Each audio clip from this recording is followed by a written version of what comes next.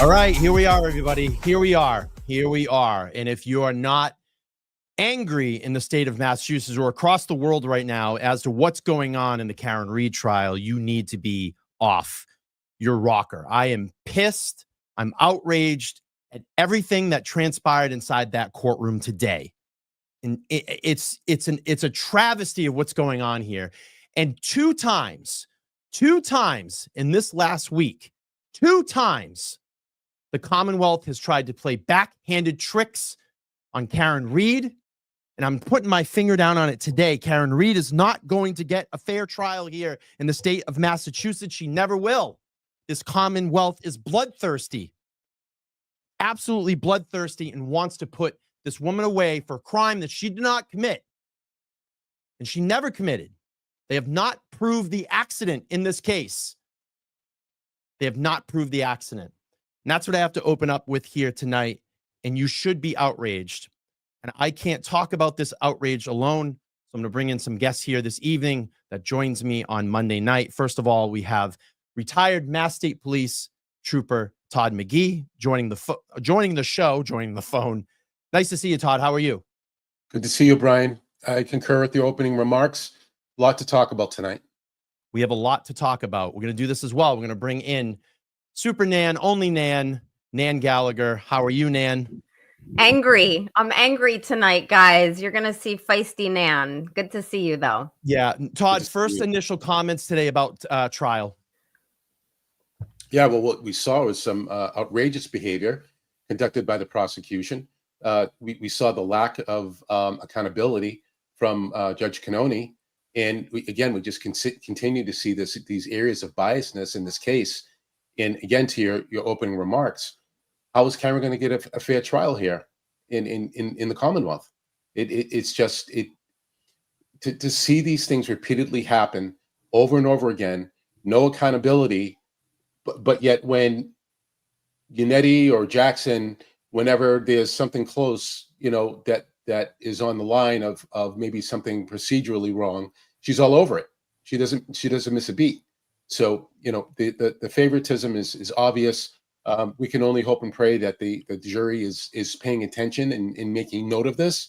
And then when it's time to deliberate, they'll be able to bring justice as it should. Nan, can Karen Read get a fair trial here in Massachusetts? It's so interesting because you used like future sounding language when you opened up, Brian, and even in your question, can she get a fair trial? She's not going to get a fair trial. She's not getting a fair trial. No. We're here. We're in the present. We're in the now. I'm looking at this as I know many others viewing this trial and many of the law tubers, of which I am not, feel as we're looking at this real time, we're just mouths aghast saying, I cannot believe yet another thing. How many straws are going to break the camel's back? What happened today, which I'm sure we're going to be talking about, made me think, why did I become an attorney if what I'm supposed to be doing is bringing truth, advocacy, justice, and fairness to the process? And if those tenets are not being met by someone who is sworn to take a judicial oath to promote fairness and equality and due process for all criminal defendants. And I'm talking about the judge, and I'm also talking about the prosecutors who work in that office and the specially appointed prosecutor, Brennan. Shame on you all. This has been an absolute travesty. I'm out of my mind about it. I'm out of my 2 times, Nan. 2 times this week we had, one scuttlebutt with the DNA from the Commonwealth. Yep. We had Robert Alessi get up and demand a mistrial with prejudice. And then today, with his backhanded trick that he tried to play with Dr. Wolf, with taking John O'Keefe's sweatshirt, holding it up and going, the hole's here, right? Yeah. The holes were created by the crime lab from taking samples. Man, I cut you off, Brian. It's like a magic show. It's like, don't look at this. Don't look how I present this to you. But let me put this charade before you and hope that no one has a critical eye. The fact that there are 2 demands for a trial with prejudice following a naturally occurring mistrial a year ago, it's unheard of. And also, let's not forget, in March of 2025, we had an extremely detailed, very legally potent motion to dismiss all of the charges for extraordinary prosecutorial misconduct. All of those things together show someone like me that this entire process is warped. And this is what taxpayers are paying for. And I look at all of this and say, can you imagine if Judge Cannoni actually granted, which she should have, granted the request or demand for a mistrial with prejudice today? I mean, there was a reason Alessi was as passionate as he was today and last week. This wasn't pontificating. This wasn't, let's get off on a technicality. This was absolute furious anger on his part. And I have to say, as an aside, I loved the fact that he had the evidence gloves on when he was making the argument, because he looked like he was going to go to a street fight with Brennan for this. I wasn't looking when he was arguing, then I'm looking, I'm like, he's got gloves on. This is so amazing. But the entire thing is a sham. And this isn't the defense saying, hey, let's get off on a technicality. This is the defense saying, how much more bullshit do we have to face? And we don't have a referee. We don't have someone who's fairly calling balls and strikes. We have someone who is so far tilted to a cover-up just as much as the McAlberts are, that I question why I went to law school sometimes. And guess what? This is only going to make me work harder to try to help however I can. Yeah, and I do want to play a little bit of Alessi's passion to that. We will get to that in a little bit. And, you know, it's funny, you talk about payment. We find out $400,000 to do the Commonwealth's accident reconstruction, but only $50,000 to ARCCA. Let's widen the conversation here. We're going to bring in another attorney.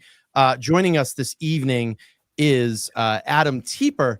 He is a criminal defense attorney and wildlife attorney here in the state of Massachusetts. I want to welcome Adam to the show because 2 attorneys and 1 retired police officer is better than none. So we're going to get the 4-panel party going here tonight. Adam, welcome to Let's Talk Live. How are you? I'm great. Thank you for having me, Brian. Yeah, absolutely. So let me get your take on this. Todd. Your thoughts here on court today. What went down in court? So I believe I posted on Facebook earlier, egregious atrocities. There are just some things that even if you're giving instructions, giving stipulations on, you know, if you're leaving juries to see things, you're leaving juries to hear things, they're going to, you know, they're going to soak it in. And yes, you could strike it from the record, you could do all that, but they still heard it. And trying to, you know, as they say, put toothpaste back in the tube once you squeeze it out is impossible. Today was, you know, beyond ridiculous. And I've personally been in this situation in a trial where I have had a judge literally tell me, well, you know what, you've got remedies, feel free to use them. Appeals. I don't want to have to, I don't want to have to go through the appeal, put my client's, you know, life, liberty, and livelihood, you know, on the line and say, okay, I'll deal with it later. You have a problem in front of you. Let's deal with it now. And unfortunately, Judge Bev, you know, is looking sideways for the prosecution here. Yeah. I'm going to take a little clip from your quote today. You said this wasn't a mistake.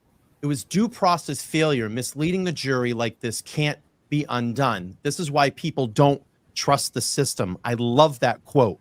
I mean, case point, ink dry, dot. There it is. And that's exactly what's going on here in Norfolk County. Todd, I want to get your opinion on the kind of the take on the sweatshirt today.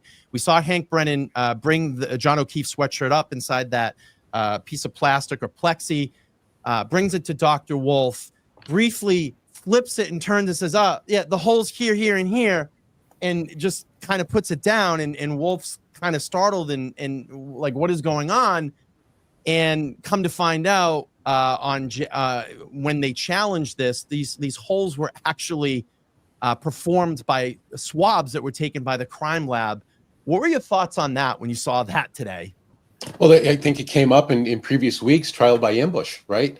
Any angle, and this is indicative of the Commonwealth not having a case when you go to measures like this, and you try to take advantage. He knows he's got the blessings or the green light from Judge Cannone, so why not? What's going to happen? There's not going to be any sanctions. There's not going to be any type of reprimand that's given. She even instead of an admonishment, she even basically said, well, at least he came forward right away. Well, no. What kind of lesson is that to teach someone, right? So where's the accountability that's held? So it's just, again, to Dr. Wolf's credit, a true professional, didn't bite it, kind of went the surprise route, didn't take the bait. And then, the silver lining on all this, as you were in your opening, Brian, I was thinking how Brennan showed his hand very early on in the hearings. And in the defense team, their eyes are wide open on this, watching his shenanigans, how he moves in the court, and they're going to call him out every single time. Yeah. I'm going to go to Adam on this one. Adam, what did you think when Alessi gets up, talks about the mistrial, and is actually, I think it was one of the most key pivotal, pictures in this trial in the courtroom, Alessi with the gloves on and holding John O'Keefe's shirt up in court. What did you think about that moment? So I have to commend Alessi for, stepping up. There have been points in this trial that I thought he was a little too nice when making his points. Mm-hmm. I thought he wasn't as assertive as he should be, but you obviously read the room when you're in the middle of a trial. And today was one of those, no, hard stop. We need to address this. And he had to make his point. And even with making his point and asking, and talking to Bev before they brought the jury back in about a jury instruction, Bev still didn't carry out what she said she was going to do in the way she was going to do it. So, Alessi bringing the sweatshirt over and almost sticking it in the jury's face, saying, look, there are no holes, was incredibly pivotal, incredibly important. So even without that instruction, the way it was supposed to be from Judge Bev, Alessi still hammered his point in a nonverbal way. These holes were committed by the criminalist and not by the incident that gave rise to the indictment. Mm-hmm. Yeah. Nan, what did you think about Brennan panicking after this? He said he made a mistake. Yeah. What is this? I feel like I'm in an alternate universe here. I know. I'm happy I'm not currently with you, Brian, at the studio, because there would be a lot of yelling going on there because we'd be screaming at each other in agreement. He also said in a not so direct way that he made a mistake when he made the comments about back in, I guess it was February, the day of Bev's grave concerns, when he misspoke and said that, there was information regarding ARCCA and communications with ARCCA that he got from the feds. Meanwhile, he got it from the defense, but he didn't say, oops, I made a mistake. He just clarified the record.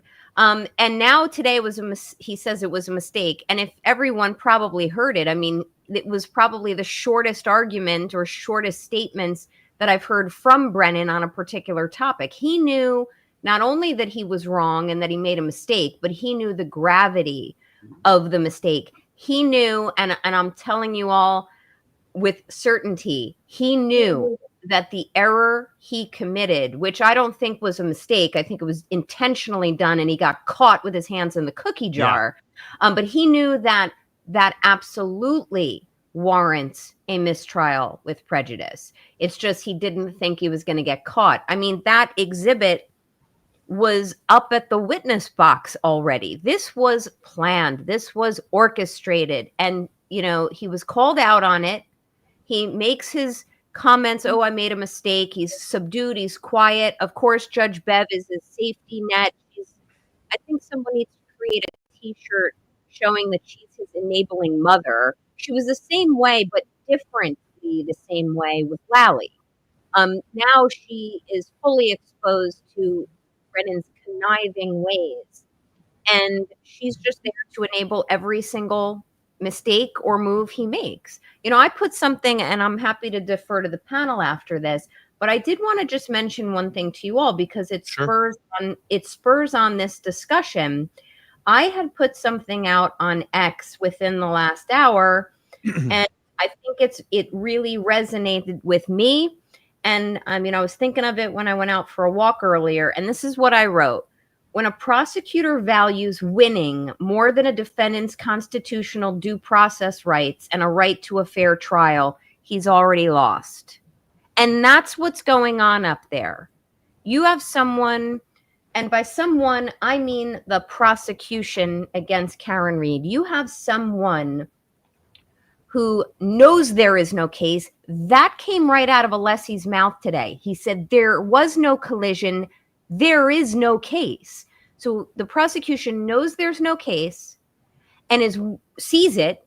It's literally eviscerating before his eyes with every single defense witness that's been called, most notably and recently by the defense experts. And now it's just a street fight. Now it's just, let's see what moves and magic and don't look this way, look the other way that we can pull as a prosecution. And we have the judge who's protecting us, and we're going to see if we can fool this jury. You know, you can't put the shit back in the horse. There's no way to undo this. And Judge Bev's curative instruction was, I mean, it was awful.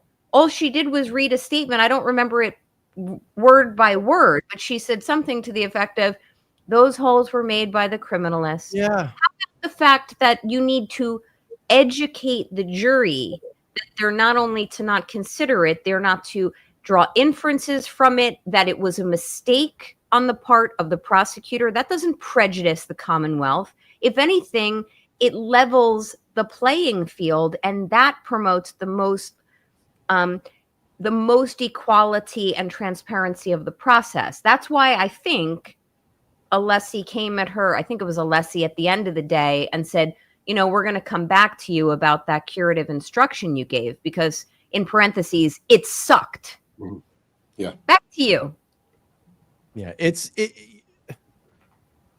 I'm at a loss for words. I mean, this is 2 times in a week. 2 times in a week. Yeah. And it's like, the thing that I think about is this jury has seen this. And this is what I talked about with, and I want to get into ARCCA and Dr. Wolf a little bit. And I do want to play a little bit of Alessi here, but let me talk about this first. The thing that in a trial, when the jury is sitting there and they are seeing everything that is happening in front of them. So like, for this to happen, now they have that in their mind about these holes, and you're still getting an instruction like, oh, well, this is kind of nothing.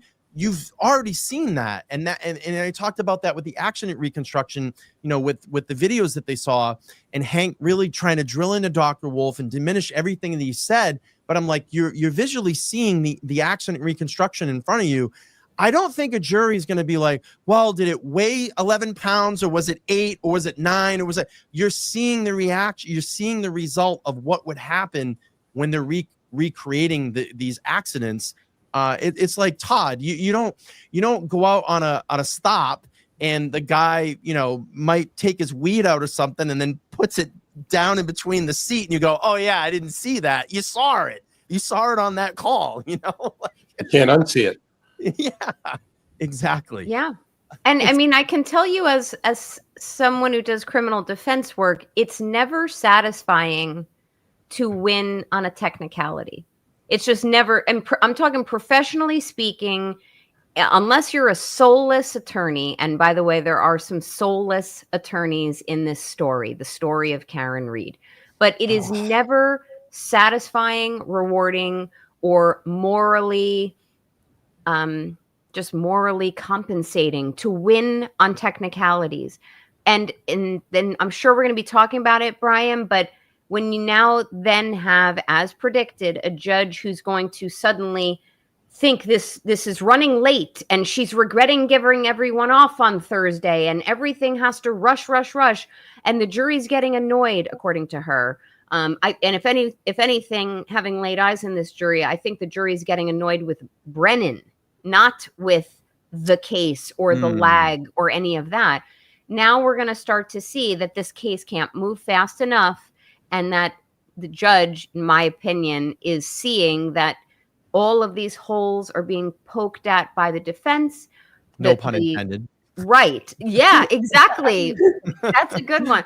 You know, the judge sees she better shepherd this through and hand it off to a jury now. And I'm still thinking she's going to get acquitted, but I have some major concerns that this jury has been tainted by all of the bullshit. Of course. I mean, these are dirty-handed back tricks that are going on. Adam, I wanted to engage you a little bit and talk about you saying, what the heck were we talking about before? You were talking about, and now it's totally lost my mind. Material fact mistake. Yeah, not knowing the case. Can you speak to that a little bit?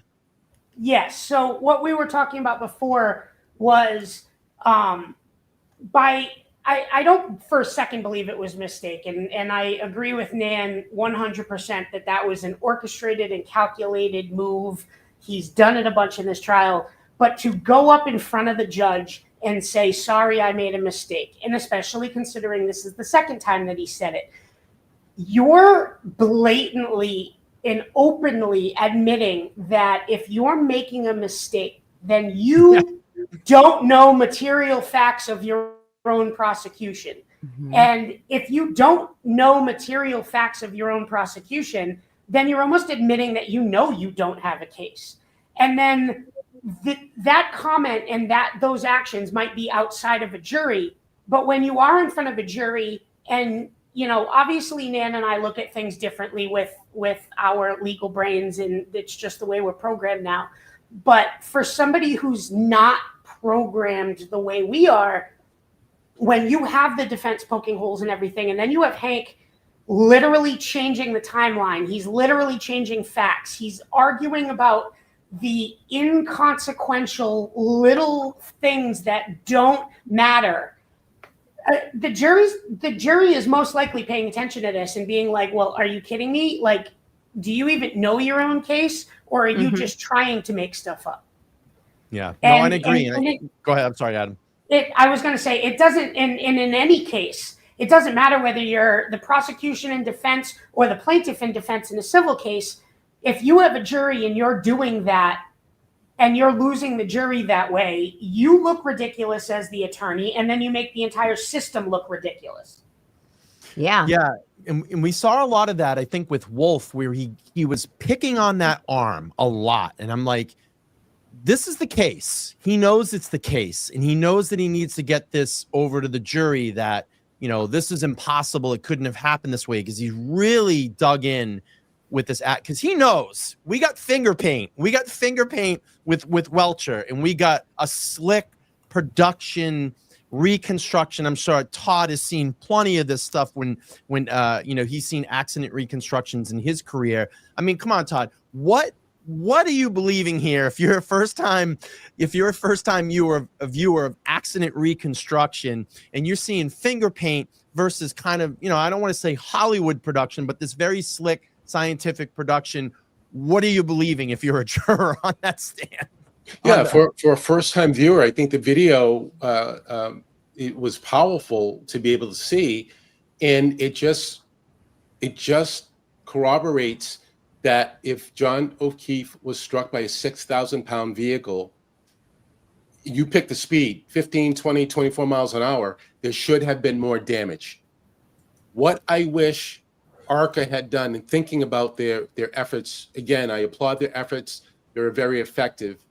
But where Rescue Randy was suspended, it almost gave credibility to Trooper Paul. Trooper Paul talked about the pirouetting. And what did you see in the video? You saw Rescue Randy almost like a piñata. Yes. And it was struck and it spun. But even in that instant, if you continue to watch the video play through, it was Dr. Spiribello and also Dr. Russell that talked about injuries to lower extremities. The vehicle made contact with Rescue Randy's foot. So that, and that wasn't the case in the case of John O'Keefe's injuries. So again, for all things in their effort, they doubled down on proving that the vehicle did not hit John O'Keefe. But there were a couple of things that they could have taken out of Brennan's argument by having Rescue Randy stationary, maybe set up a 2x4 type of apparatus where gravity, and if you want to go really anal about it, you could have put a weighted vest on him to bring him more in line with John O'Keefe's. Right. All that being said, that's just to take away any potential argument that Brennan could have had. Yeah, Nan, you want to jump in here? No, I very much agree. It's these experiments that, look, they're very transparent. ARCCA performed so many different experiments, and Dr. Wolf made it clear in his answers that each experiment was testing different things. So I don't remember specifically which experiment that was in what they were specifically testing in that experiment.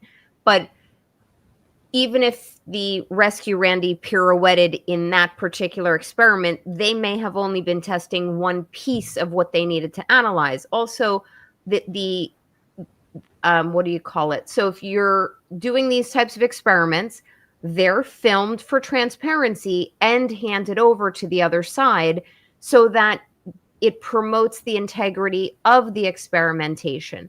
So the other side, meaning the Commonwealth, gets to see what did we do the whole time, what worked, what didn't work, how we went about making the soup.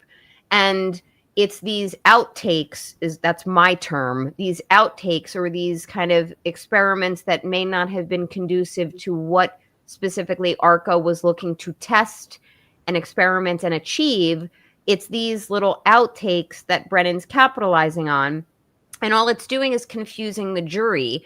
And also, I will just give one last comment on this, which is I got the sense this morning that, and I know this from experience, if attorneys on both sides keep going back at highly technical data, things that might be interesting maybe to the attorneys and might be very pivotal to the case and a fair adjudication of the case, but they keep going on redirect, recross on highly scientific, highly technical components. As much as I like looking at Crash Daddy, I think the jurors get annoyed and their eyes glaze over time. And, you know, they're going to reach their conclusions eventually and probably have with regard to who's the more believable expert on this subject. Is it Welcher or is it Wolf? And then obviously there's is there Wolf or is there Welcher? And then there's a Rentschler component to this as well. So those are my thoughts. I'll be honest with you, Ann. I'll be honest with you, Nan. At some points today in Brennan's attempt to try to, you know, attack Wolf, I was like checking out. I'm like, yeah, I think I've had enough. And you know this stuff, and you're like, okay, yeah, right? I was kind of like, all right, are we gonna get to a point here, like, and then come to find out, and we'll jump into this. Let's do this first. Let's take a little bit of a pause for a second. I want to read some of the chats that came up. We'll rest here for a second, read some chats, and then I do want to play a little bit of Alessi's mistrial argument, so we can see and hear that passion and opine on it. Before we read chats, anything, Adam, you wanted to jump in on this, or anything you wanted to say in this segment? So yeah, so I mean I agree with everything that Todd and Nan said. And picking a page out of Dr. Wolf's testimony and bringing you back to what we learned in school, you remember the first thing you hear and you remember the last thing you hear better than what you hear in the middle. A lot of times you lose it in the middle. So I agree with you that when you're using highly technical stuff and you're going back and forth, and there's no breaks, the jury's going to lose it.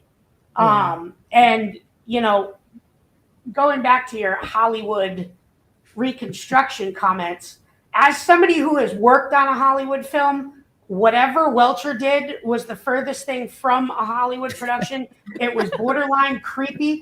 And I hope the jury sees this, that like, if you're going to compare the two, if you remember nothing else, then you're going to remember that Dr. Wolf and ARCCA did, detailed, precision, thought out. They put the work tests. in. They put the work in, Yeah. Adam. That's what they did. They put the work in like professionals. Yeah. Yes. I agree. All right, let's read some chats here. Donna, thank you so much for the 10. She said today was beyond comprehensible. I agree. We have a $5 super sticker from Amanda. Thank you so much. Bia Barrows says Brennan doesn't have the integrity to be ashamed, and Bev is evil to allow his shenanigans. Gaslighting at its worst. Brian, Nan, and Todd, love you. Thanks for calming me down.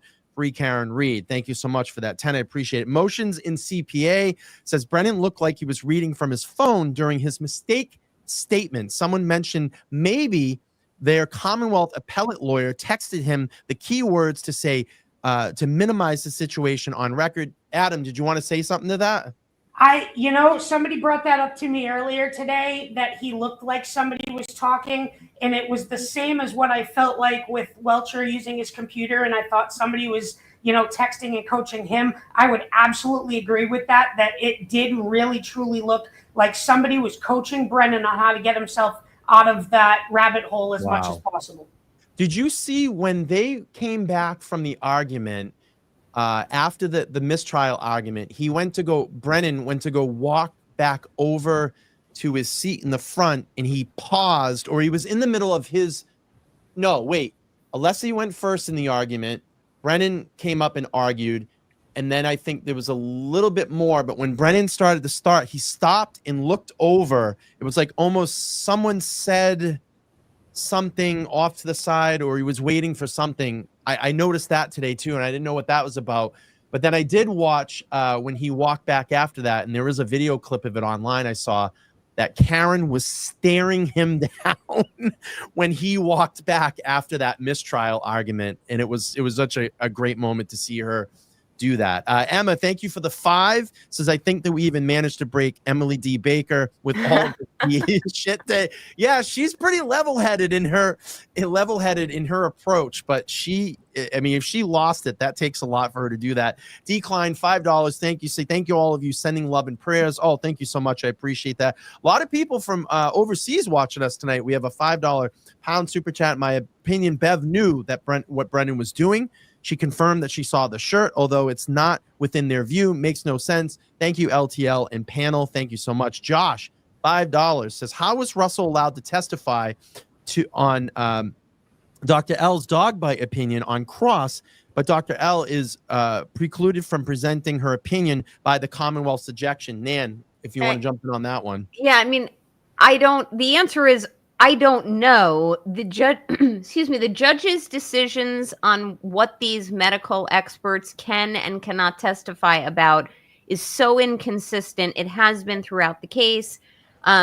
She also made a point of saying today that Dr. Russell is the qualified expert to opine on dog bites. But if you recall, in her decision, a month or so ago, she said it was a close call as to whether Dr. Russell was qualified to offer opinions on dog bites. But now suddenly Dr. Russell is far superior than Dr. Lopesada to offer opinions. And both ladies have decades of experience as medical doctors in the forensic pathological sciences. So they both should be able to offer those opinions.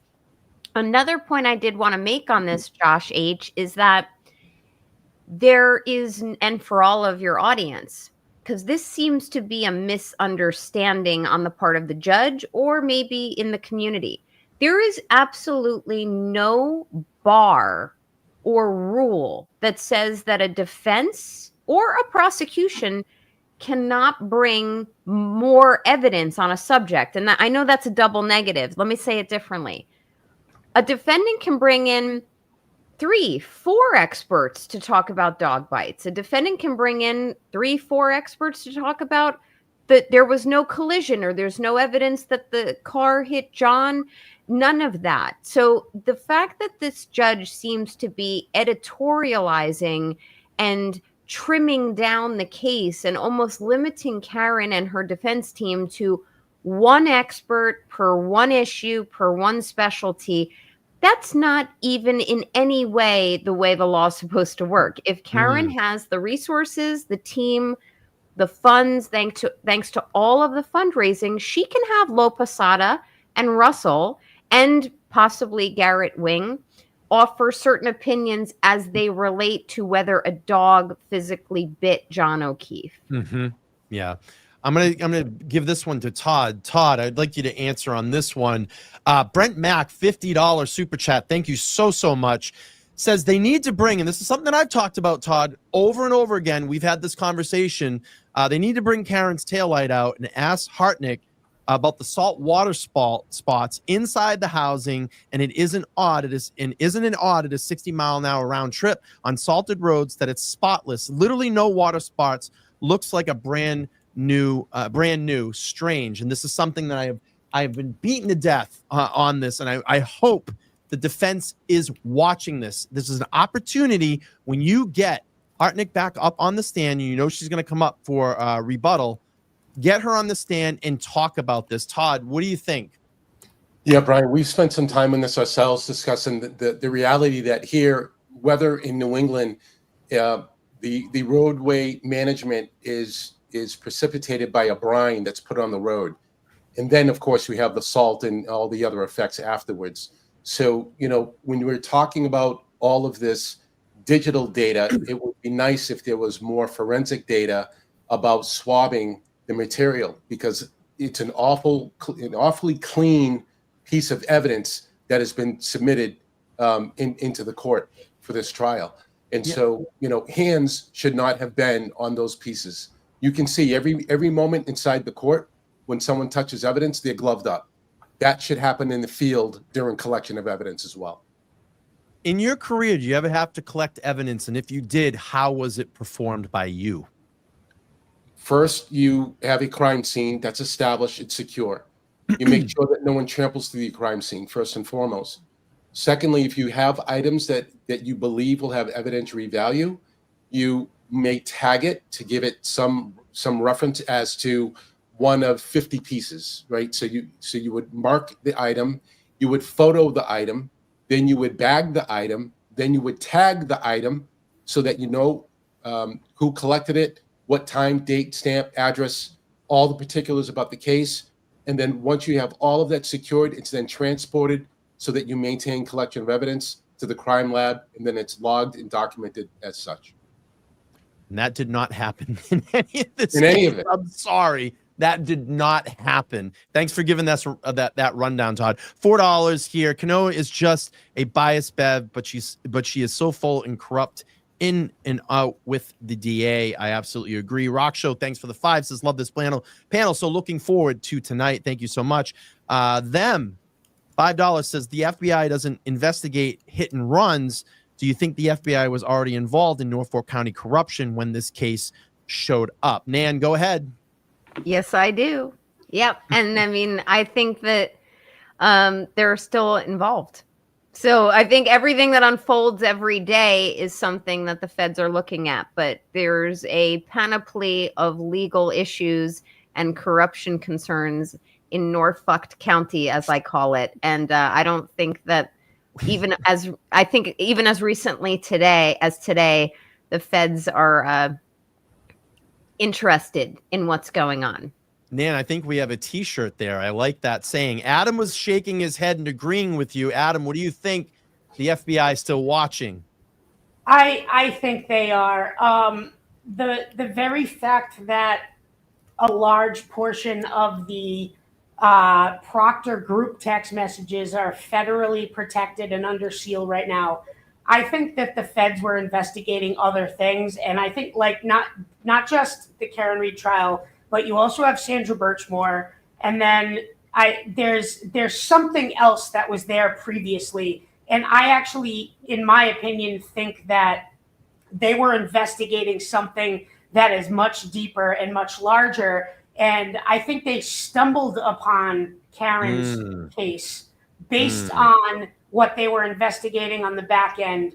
And as an attorney who has dealt with the feds in various aspects, in various cases, both civilly and criminally, you can't always believe them when they say that their investigation's closed and they're walking away. Obviously Sandra Birchmore's case hasn't even started yet, so you know that they're still involved. And Dr. Wolf, he made it very clear in testimony that even in the first trial, the FBI kept us very well informed of what was going on in the case. So they are very interested, and I don't think they went away at all. I think they're absolutely still watching, taking notes, collecting data, and it's eventually going to spill over, but it will probably wait until after this is done, and hopefully Karen's acquitted. Todd's agreeing with you, Adam. Todd, any comment on the FBI? I think Adam brings up a very compelling point. I think, when we try to make sense of all of this, we throw a lot against the wall and see what makes sense. But, Adam really broke down a very astute concept as to how they came across, Proctor's text messages. He may not have been a primary person of interest, or the Karen Reed trial itself, but just all that's going on in Massachusetts right now. The Department of Justice probably said, "Hey, we've got to keep our eyes on what's going on here." Yeah, and look at the history of the corruption, in through and through with the Mass State Police. It just seems like every single year in the last 20 or so years is just a new scandal, and maybe this is something that's deeper. And I think they have the opportunity here to clean it up. Colonel Noble, being appointed here. I just like to see a little bit more fast action from him. And I don't know if we're going to get it, but I think they have a major opportunity here. Nan, question for you says, do you think Dr. Wolf did this time? How do you think he did this time versus last? And why are they harassing his family? Just pathetic. Probably going okay. So in terms of this time versus last, I'm assuming from your question, you mean since last trial, not since he did last week, but because in the interim they went at his wife. But I think Dr. Wolf did, if at all possible, even better this time. I mean, there were some gaslighting moments where any expert would naturally be expected to be rattled a bit. There were times Brennan is certainly a different personality than Lally. He Don't do the voice, Brian. Don't. I'll break into utter laughter. You done? You finished? Oh my God. So when you have a different personality prosecutor, you have someone who's misstating facts and questions and trying to trick you and trip you up in your answers. And Wolf kept his composure. He made concessions when needed. Called him sir when he was sir. Yep. And, very respectfully went back at Brennan and said, I don't understand what you're asking. For example, the body moved with the tail light. We now have, just so everyone appreciates this, we now have yet another theory from the Commonwealth, which is that this tail light has dragged and pushed John O'Keefe's body. And in trying to ask Dr. Wolf this multiple times, and in his really awful, rude way, you've got Brennan saying, well, you're not answering my question. You're not answering my question. My question is this. Wolf went back at him and said, I don't really understand what you're asking me. The body would move with the tail light. Like, how many times did he have to say that back to Brennan? So all in all, to the individual who asked that question, I think he did even better, but did great both times. Yeah. The thing that, and I love that Jackson kept going back to this with an accident or something like this, they kept going back to that, 10 milliseconds or was it 10 million milliseconds? That's how fast things are. Like, Brennan's trying to make it seem like, oh, this could all, it's just swaying along and dragging. And it's like, no, because if this was possible, and this is the way that you're saying that it happened, they're proving your theory wrong, because it's a blink of an eye. That's Right. how. That's even like car accidents when you have a fender bender. It's so quick. It's not. It doesn't go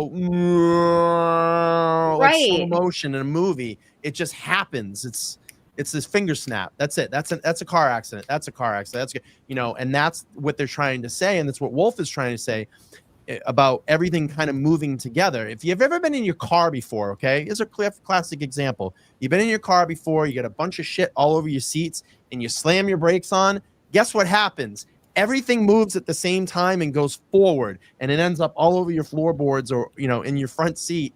That's, you know, what happens. It doesn't go slow because you slam your brakes on. Like, it's going to take its time to get there. It reacts. And that's, you know, I don't know, force and inertia and all that stuff. I don't know physics. I'm not a physics guy, but Dr. Wolf clearly is. So, Right. but I think you get my overall point. I do. And this is where the jury, I get the sense this is a smart jury. I keep saying I've laid eyes on them. I read people for a living. They so. get it. They get it. I'm not saying I know how they took to this particular testimony coming out of Welcher and Wolf, but I think they get it. Yeah, I hope so. Look, we have, let's pause here for a second. We have 3,500 people watching on YouTube right now. If you're not subscribed, you need to subscribe here. Please click that subscribe button and give us a thumbs up. We'd like to at least get to 1,000 likes before this live is over. Let's read a couple more chats, and then I do want to get into Robert Alessi's argument about the mistrial. We'll play a little bit of that and opine about it here in a second. John's asking $5. I'll ask Adam here if he wants to answer this one. He says, are the 3 counts linked? Do you need 12 out of 0 on all 3 counts to get a not guilty, or can Reed get off on 2 counts and have a hung jury on the 3rd? That's kind of what happened in the first trial, but go ahead, Adam, if you want to answer that one. So that's one of the things that they're trying to clear up with the jury instructions on this trial. So in the first trial, the jury wasn't made clear this question. So they thought that it was a yes or a no, and all three charges, all 3 counts are linked. In reality, they're 3 separate charges. And yes, for a not guilty, you need a 12-0. Or a 12-0 for a guilty. Hopefully Bev gives them the correct instructions in the correct jury form this time. I'm not gonna, hold my breath on anything that Judge says. And by the way, while I'm giving my opinion on this, I really hope that I never have to appear in front of her after talking crap online. But hopefully she corrects that, and they're 3 separate counts. So yes, in theory, just like the first time, if it had been done correctly, you can have, not guilty, but then finding her guilty of leaving the scene of an accident. But I will add, and I'll pass this over to Nan, but in my issue I had with the first trial, if you're finding her not guilty of manslaughter for hitting a human, how are you possibly finding her guilty of leaving the scene of an accident? Yeah. If you're deciding that she did not hit anybody, then there's no accident scene to leave.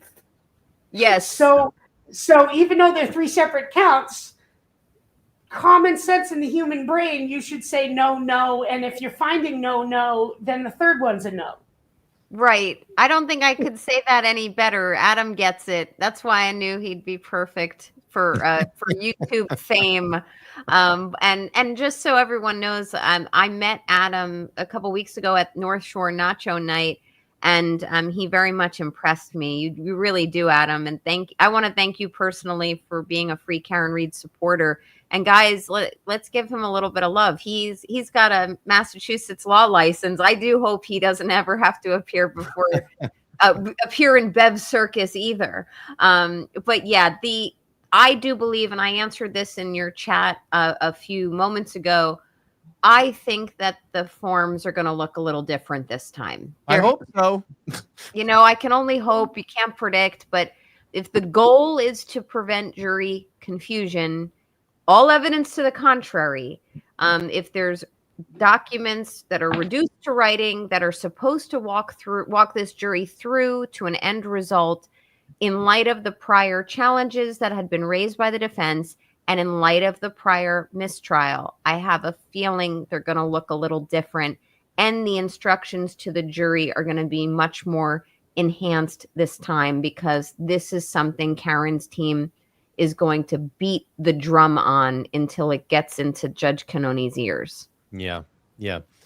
All right, let's do this. Let's rattle through some of these and get them out of the way quick. I just don't want to leave them out because I always get yelled at if I don't do them. But I do want to play through Alessi a little bit, and then I want to talk about Scorty Bello to round off, and then we'll get some final thoughts. So let's see. M. Matz, if the jury goes with guilty, can they find out about all of this BS after the fact? Is there grounds for reversal? That's appeal. That's an appellate process. Probably going to take some time because appellates, they tend to move slow, don't they? I mean, yes. Yeah. Very slow. Yeah. Stacy Face Travel says the corruption. Thanks for the 20. I appreciate this. Corruption runs deep in Norfolk County. We got our we definitely need to get t-shirts based on that now. I watched 4 trials this weekend. It's so deplorable. Thank you so much. I appreciate that. Look at this. Coffee, 10 pounds. Thanks for watching overseas. From Germany, says Free Karen Reed. Look at this. The Free Karen Reed movement, Todd, is all the way over in Germany. This is unbelievable. Josh, again, says, notice Brendan fixated on the full 29-mile-an-hour test in the taillight laying on Randy. There was no taillight past Randy's resting place. Rest in peace, Randy. $5 lazy. Thank you so much. Why wouldn't they have the other ARCCA guy right after Wolf? I wonder if the jury will forget, especially after the shenanigans today. Yeah, it was very confusing. I mean, there was a lot of back and forth. Yep. I can answer that, Brian, just real quick.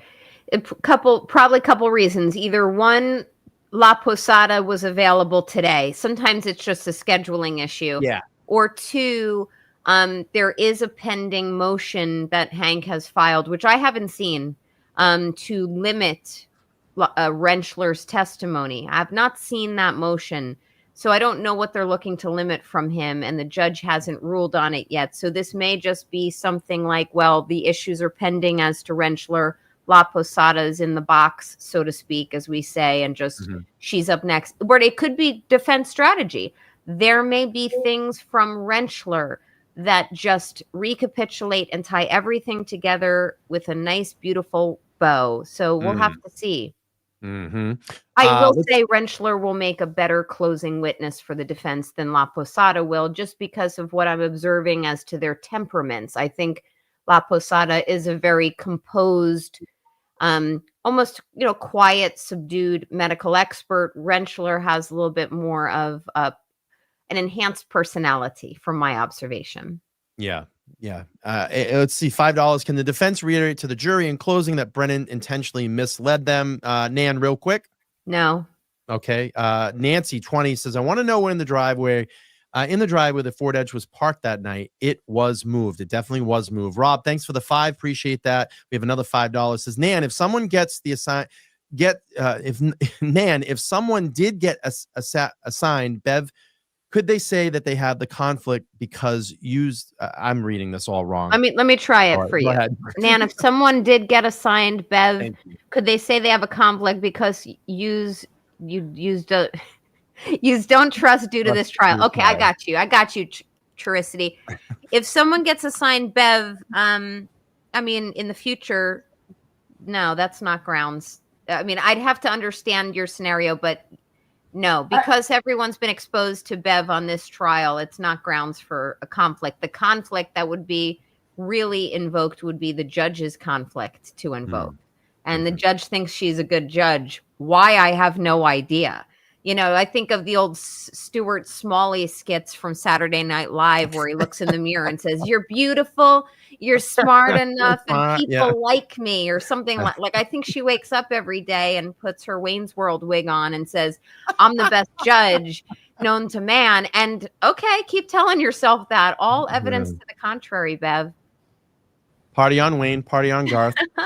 All right, let's go to Alessi. Let's play a little bit of that. I want to just place the passion. This guy never loses bet. Look at this. Already has the gloves on. And is going to be at the podium talking about this mistrial. Here we go. Your Honor, what we just saw is Attorney Brennan question Dr. Wolf with regard to the hoodie sweatshirt that heretofore has been in the plastic casing for trial. And this is the, what happened was Attorney Brennan held up the casing with a hoodie sweatshirt, went to the back of the hoodie sweatshirt. First point to note, Mr. Brennan did not show Mr. Jackson the back of the hoodie sweatshirt, didn't give Mr. Jackson an opportunity to look at it. Can I just ask a question? I noticed that it was over here at the witness stand this morning, so I assumed everyone was aware that something was going to happen with it. No. Is that not the case, Mr. Jackson? That's not the case, Your Honor. The Okay. first time I realized that line Okay. of question was going to be asked was when Mr. Brennan pulled the casing out. Okay. Go ahead, Mr. Leslie. Thank you, Your Honor. So, to do it in order, Mr. Brennan takes the hoodie sweatshirt in the casing without notice, shows it to Dr. Wolf, and shows the back of the hoodie, which has certain holes, and I'm going to limit calling them holes to do this chronologically. I'm going to refer to exactly what they are in moments. Okay, so I need to see it. I know you've got gloves on. Where is it right now? This is, I Would mean, help this, me if you held it up for me now, Absolutely, Your Mr. Honor. this Leslie? is incredible, this So, part. I mean, this is, Here this, is this is the incredible. back Okay. of the hoodie. All right, thank you. It's very obvious that these are cutting holes cut by the criminalist. And I'm going to get to back to this in a moment. But I would like to do it and certainly entertain any of your questions, but in a logical order. Sure, so What a profound moment in this case, especially when he gets it back to the podium and holds it up. I mean, I don't want to say it's like the OJ Glove moment, but it's like, wow, like when I saw that, I screen clipped it and I said, this is such a powerful moment in this case. Making this point, he didn't get it. He did not get the mistrial called on the first call with the shenanigans with the DNA evidence. Now we have the sweatshirt in hand. He's going to hold it up in court and pound his argument through and say, this is bullshit. I mean, they're playing dirty here. And he's such a composed attorney. He's so eloquent, and he is pissed. He is pissed, as we're all barristers watching this and all non-barristers watching this. And I love that, that clip that you just showed, Brian, too, because you see Caleb Schillinger, I think that's his name, the appellate lawyer for the Commonwealth. I'm still working on it. But the Commonwealth in the background, and his if it isn't all over Twitter already, it needs to be. Like, his oh shit face is just, it's giving. You know what I mean? That's my kids say, it's giving. I mean, he looked pissed, and he probably did throw some texts.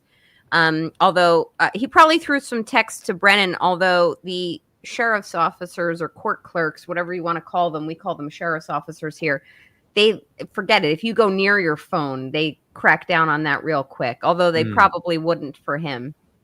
Well, at the least, Brennan gave them a gift for closing.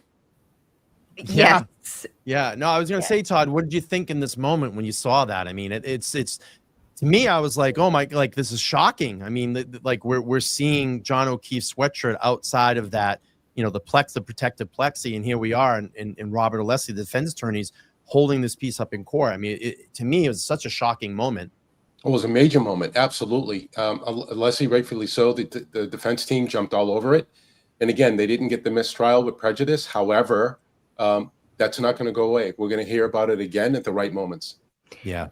And Brian, I did want to just ask Todd and Adam this as well, because if you guys recall from earlier in the trial, there were other articles of clothing of John O'Keefe that the Commonwealth had presented in plexiglass, like the jeans, for example. I'm thinking of the jeans, and the jeans were in plexiglass, and because they were in plexiglass and held up, you couldn't see that the back of the pocket was ripped. Yeah. Okay, so this is the first time where I have seen a criminal trial or been in a criminal trial where key pieces of evidence that this jury might want to look at, even potentially handle with the court's permission if they needed to, and that were somehow obscured to the jury. You know, it's all about the magic show, and it's all being held by Brennan Copperfield right now. He's running the show.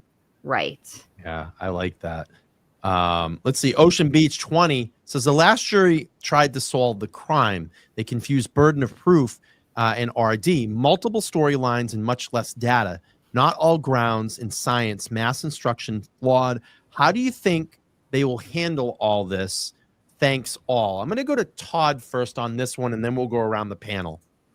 Yeah, so we talked about, again, the presentation of witnesses and who on each side was going to call. And looking at the strategy of the defense, I like that they're bringing in their experts at this stage of the game, because that's going to be memorable and that's going to be lasting in the jury's mind. And I think what is more powerful, the videos that ARCCA provided, as opposed to the technical data that we got into the weeds a few weeks back, that's like drinking water through the fire hose. And, there's a chance where you could have lost some of the jurors. Not with ARCCA, not with, the doctor today in presenting just some really powerful, Dr. Russell, very, very powerful witnesses. Adam, what do you think? How are they going to handle this? One thing that you learn in law school and then you develop better in during practice is you want your experts specifically to dumb down their language and to talk to a jury knowing that they are, simple-minded folk. And I'm not saying that in a, derogatory manner. You just realize that they don't have the knowledge.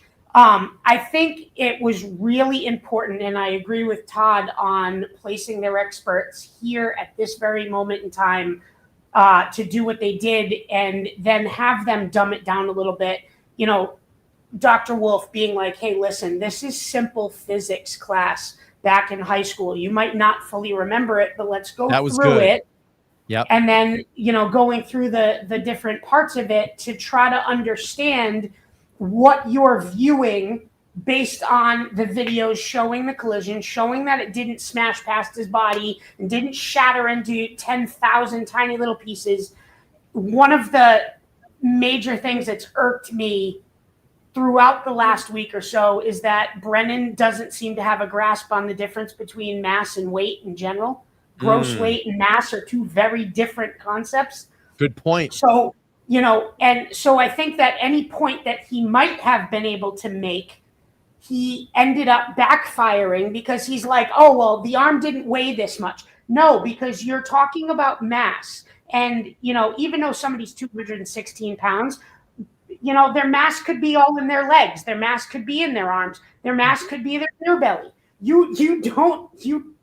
Mass and gross weight are two very different things. So I think by the defense dumbing it down, having the videos to actually show what happened, combined with a simplification of physics, I think it works out well for them.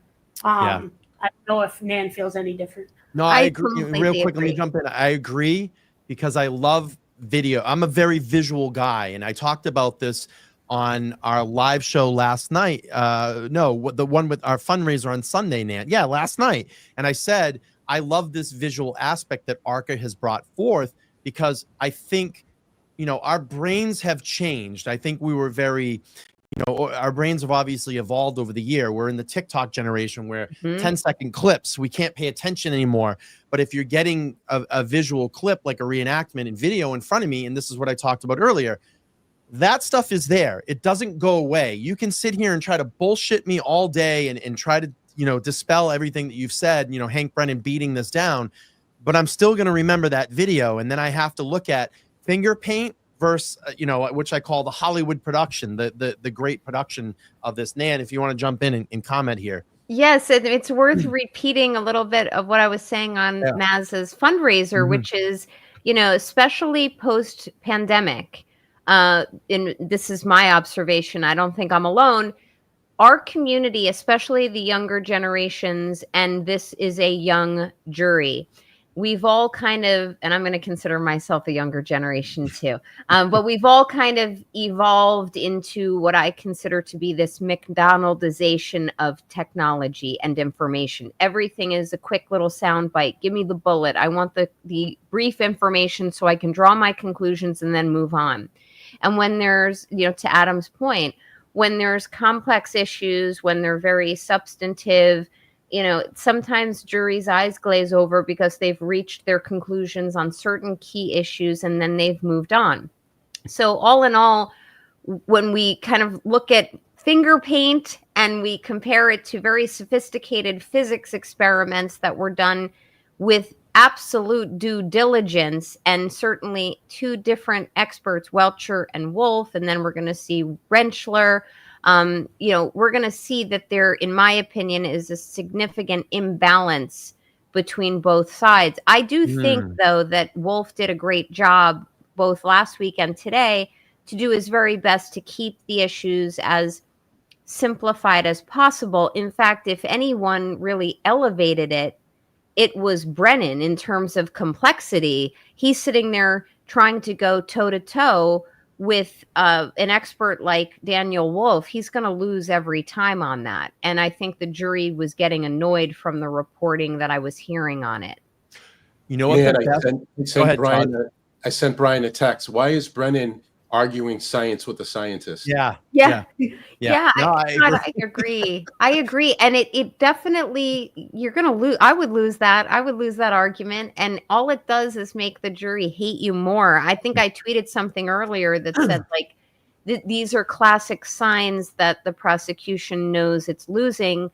And what will happen is the jury tends to just dislike the person asking the questions. He does not have, in my opinion, a very good cross-examination style, despite some of the opinions of my esteemed colleagues who are part of this movement. Real quick before I get a question for Todd, real quick. But you know what the best ultimate FU moment was this morning? When Dr. Wolf arrived at the courthouse in his pickup truck with his Pennsylvania plate on it, because Brennan tried to make this big thing about, was it a limo? You driving a limo? You in a limo? Tried to make this big thing, and it's like, it's a car service, dude. He's like, I drove over with a couple people that were probably in and around the same. I don't know what their accommodations were, but maybe they just stayed at different hotels and they got together and drove over to court together. I mean, he doesn't know where he's going, but I thought that was the best FU moment this morning. He rolled up in front of the courthouse in his own pickup truck. He drove from Pennsylvania to prove to Brennan, like, there's nothing going on here. I'm just here to tell the truth. And I loved it. It was a great moment. Did everybody see the lady? There's a clip. This is hilarious. Mazza Media posted it. There was a woman that I think Wolf was I think he was leaving court today and trying to like leave and cut through the crowd. She was chasing him down to get a photo for a girl, and she just does a Peter Pan right there on the sidewalk.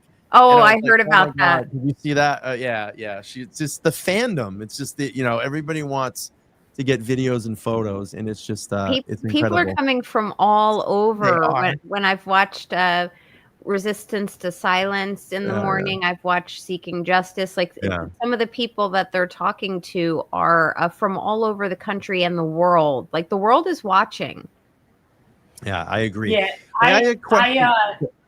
if I could just add, to Nan, I've been in the buffer zone, and there was actually a couple weeks ago a reporter from Ireland that was there. Wow. There have been people from London in person who took a holiday just to come show support at the courthouse. So, people from around the world are watching this, wondering why we're going through the issues that we're going through, and wanting to show support for Karen and her family. Yeah, and what I understand too is a lot of people that come over from overseas to come over and watch, what's going on or experience. It's like we don't get American trials in our country. Like we barely even get this on the internet. So it's when we hear of this, it's a very we're very curious about it and we want to come see it in person. Ryan, $5 says, Sergeant McGhee, respect you tremendously, including outside this case. Thank you. Todd, I got a question for you.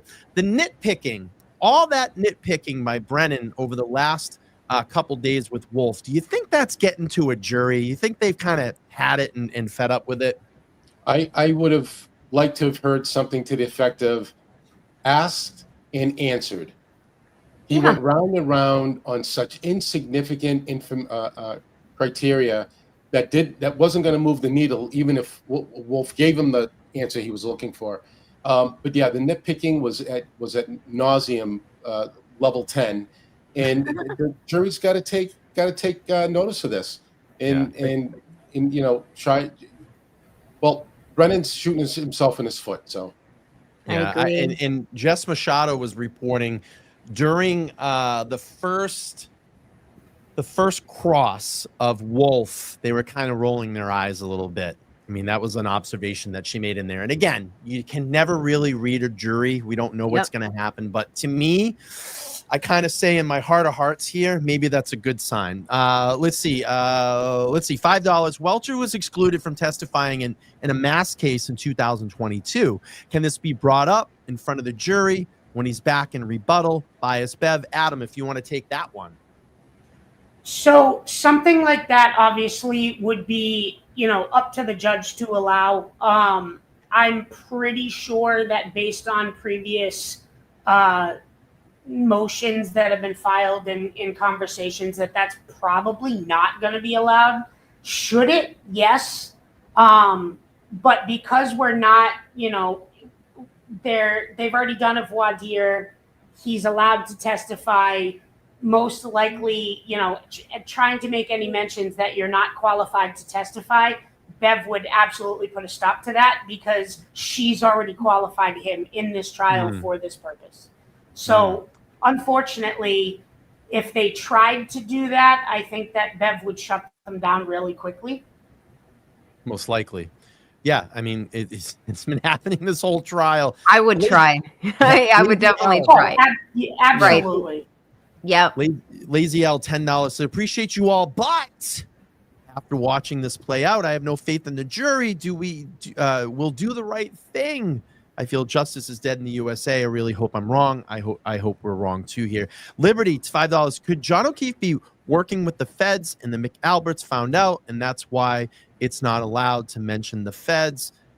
That's not that would not be the reason why. Yeah. So the reason why the judge has decided not to allow the feds to be specifically mentioned in this trial or in trial 1.0 is because she has made a determination in her mind that the introduction of the feds into this storyline prejudices the Commonwealth, and the benefits are not outweighed by that prejudice. That it somehow paints an inaccurate picture to a jury and misrepresents to them that, well, the feds were looking at this and therefore there must be something bad that was going on.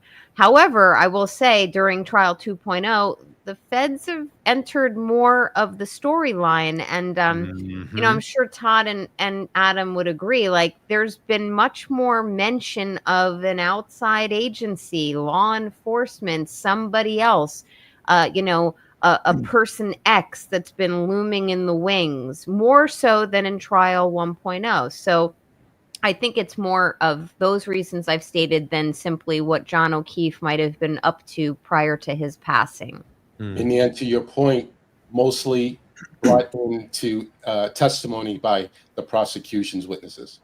Correct. That's right. And even though I think it was Deaver who actually name dropped the FBI, but even without naming the FBI, you keep talking about special agents, and there are only, when you think of special agents, you're immediately thinking of FBI. And if you have a younger jury, that's exactly where their brain's going. Yeah. Yeah. Yeah. We've heard special agents. We've heard agents. We've heard, what was it? Some agents, not law enforcement. The common law enforcement came to talk to you, and then we got the FBI from Veruca Salt. So and they've also heard Brian. You've also heard, and you were warned not to lie to them. Yeah. I mean, they've said that to two different witnesses here. You were warned multiple times not to lie to them. So this younger composed jury, this jury that's kind of grown up with the crime shows and the Law and Orders, they have to know. Yeah. And I'm happy that it has been, at least in my mind, clearly dispelled that ARCCA was not engaged by an insurance company. So that also made me happy. Small little victories. I can't believe we celebrate the small ones in the midst of this hackorama. Mm-hmm. Yeah, no, I agree. Let's do this. We got ShamWow, $10. Canadian friend checking in tonight says, question for Nan. Can you tell us what a jury deliberation room looks like? Is it rows of tables like mini swap meet tables with the evidence displayed or organized, or just a pile of boxes and have fun? That's a good question. Hey, ShamWow. So all jury deliberation rooms are different in every court. The answer depends. What I have come to know as your kind of classic jury deliberation room is just a room with a wooden table and lots of wooden seats. It's not so comfortable, and nothing in there. So what you'll have are I can't remember, maybe your chat can correct me, if they are allowed to bring their notes into the deliberation room. I don't remember that. But let's assume they can. In most courts, they can bring their notes into the deliberation room. And what they have is no evidence in there. And if they want to see something in particular, they make a specific request of the court for it. We saw that in trial 1.0, where the jury was asking to see the CERT report, a request had come in for that. So usually it's just a bunch of jurors sitting around in uncomfortable seats, whether they can have their trial notes with them or just fresh, clean notebooks to hash everything out. And that's the way it works. But it's generally not where all of the evidence is in the room unless it's requested. A couple more minutes here, and we're going to finish up. We'll get our final thoughts here. Real quick, I'm going to buzz through this one. Brennan's foe says, amazing how Bev and Hank are concerned about the Commonwealth getting a fair trial. Can't remember which amendment that is, though. Adam, you want to answer that one? I think we hear a joke here, but Adam, if you want to answer that one. Oh, well, you've got like Sixth Amendment, right to a fair trial, right to confront. We've got, I think at this point, you've got violations of the Fourth Amendment, 14th Amendment, Sixth Amendment, Fifth Amendment, definitely First Amendment. And Nan and I have both been in the buffer zone to witness and experience that. That's the problem. And you've got Fourth Amendment due process violations with what's going on. You've got, Fifth Amendment violations just based on, confronting people being able to testify. You've got some Sixth Amendment violations with the fair trial issues. And then you've got some 14th Amendment violations going on as well. And, I've heard, down the pipeline, eventually, if she is acquitted, there's going to be civil lawsuits coming out. I hope and pray that Karen sues the crap out of everybody, and I can't wait to watch it. As somebody who has filed, Section 1983 civil rights violations in federal court, if you got to sue a police department, you got to sue the Commonwealth. You do what you got to do because you have a right to all this. And the fact that Bev is shutting it down creates major problems, and it's not just for Karen. It is a deeper rooted problem that affects everybody. Yeah, it really does. One last one, and then we'll wrap up on a final thought here. Susie, Canadian friend, checking in, $7. So do you think Bev reads what people are saying about her online? Do you think that her colleagues are talking regardless? Yes, they are. They're watching. They said they are watching the social media accounts this time around. I just want to make sure, if you're first-time subscriber over here, we're very quick and almost very close to getting 46,000 subs. So just hit that subscribe button and join us on Monday nights at 8 p.m. throughout the remainder of the trial. We're getting to a close of a trial here. I'm getting sad because I made so many great friends over this, and I've enjoyed my Monday nights here. And as much as I'd like to be selfish and say, God, I wish we had 6 more weeks of this trial, I want to get to a conclusion But I do wish I had 6 more weeks so I could have all these wonderful people up here on panel. Real quick, I want to thank Jillian for the $10 on Venmo. I want to thank Michelle for the $25 on Venmo. Thank you so much on that. All right, let's end with this. Final thoughts here. We're winding down, and ironically, this is the wind up on Monday night. What do you think is going to happen here? I mean, it's so hard. I'll go to Todd on this one first. What do you think, Todd? Do we know that Garrett Wing is still going to be called by the defense? We don't know. We don't know. I don't think he will. Okay. No. There was, I think there was mention earlier today No that Crosby. neither the Commonwealth. prosecution and the defense neither plan to call him as a witness. Yeah. Well, I tell you, I had a big bowl of popcorn waiting for his testimony, because it was going to be great watching Brennan try to trip him up on something that, he's just a rock solid guy and knows his stuff. So here we are. We can all agree we're at the end of the trial, nearing the end of the trial. And again, I really appreciate the strategy of the defense. They're putting the strongest witnesses towards the end, which will be memorable for the jurors during time of deliberation. And we can hope for the best. I'm hoping for a not guilty. Adam, go ahead.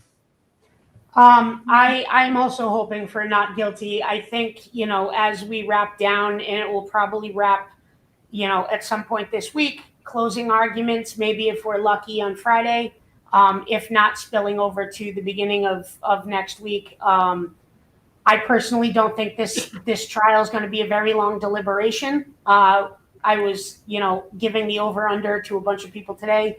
And I joked around about 20 minutes. They're going to go in the room. They're going to, vote not guilty, and they'll come out. But in all seriousness, there's a lot to think about this time. There's one juror that supposedly has 8 notebooks written out. That would be me. Sorry, Adam. That would be me. That would definitely, there's gonna be discussions. So we can just hope that whoever does closing, probably, if I had to guess, it will be Inetti. Whoever does closing will nail their closing. They'll bring up everything that you didn't see compared to everything that you did see that doesn't add up, and they'll hit their points in closing, and deliberation hopefully will result in a positive outcome for Karen. Yeah. Nan, go ahead. Final thought. All right, I'm going to keep this PG because I am pissed. I am pissed that all that's going on here, but I will say what I was saying last night with Mazza and you. Everybody needs to not take your foot off the pedal here. We're coming to the end. Karen needs you all, her team, the world to stand behind her and to stand next to her in this, even though she's facing unimaginable challenges, not only from the Commonwealth, but specifically also from the judge and a really dirty prosecutor who plays dirty pool. It's so important for everyone to remain engaged and interested here. And you just wait. There's more coming in this trial, and it's going to be a sight to see. So I look forward to coming back and seeing my boys again talking about this. And I think this is going to probably carry over into next week, if I were to predict, whether that means deliberations or just a prolonged rebuttal case. But I'm looking forward to being in this until it comes to an end. And I feel very optimistic that Ms. Karen Reed is going to be acquitted. I agree. Before we go off air, first of all, I want to thank Adam for jumping up with us tonight. Your insight was amazing. I hope you'll come back again and join us. I'd love to have you back up on here on the panel. Absolutely. As the trial plays out here. I thought you were a great addition to our team here. And I want to thank Nan and Todd especially for being here every Monday night through the retrial. We've really had some great chemistry through this all. I've made 2 phenomenal friends here. I've made a lot of friends. But you both have been very memorable to me. What I want to do, and I'm usually someone that's I can't, when I have surprise, I can't wait. So I want to do this for both of you tonight. I want to give you something here that I had made for both of you, And I'm going to go to Todd first. Todd, I have an appreciation award that I have made for you. And it says appreciation award. It says Todd McGhee. And I put on it the unforgettable voice. And I just want to give this to you because you deserve that. And I want to thank you for everything you have done on this channel for me. And I'm getting a little choked up because I value you as a friend. I value your insight, and I've valued, our time together off air as well. So thank you, Todd. Thank you so much, Brian. And you can see the small shrine behind me. That's right where it's going to go. And just so you know, Brian, that is homage to my father. The flag was presented to my mother and I when he had passed away from his former police department.